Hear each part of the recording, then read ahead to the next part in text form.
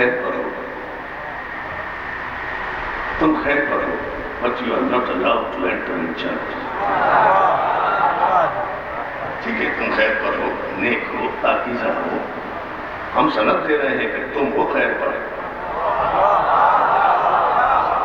اب سمجھے، آپ میں نے کہا تھا نا میں بہت دور سے گزروں گا. ہم سند دے رہے ہیں، میں سلمان یہ صرف تمہارا شرف ہے کہ تمہیں ہم اپنی زندگی میں سند دے کر جا رہے ہیں کہ تم خیر پر ہو. یا رسول اللہ، یہ کہنے کی کیا ضرورت تھی؟ بس کہہ دیتے چادر میں نہیں آ سکتی.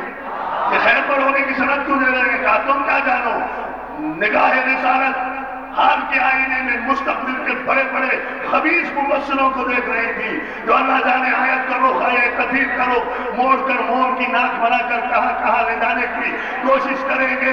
اسی لیے ہم بتانا چاہتے تھے ام سلمہ کو خیر پر ہونے کی سند دے کر ہم نے قیامت تک کی حجت قائم کر کے حساب قائم کر دی ہے، قرار بنا دیا ہے کہ اب کوئی چور اس میں نقب نہیں لگا سکتا.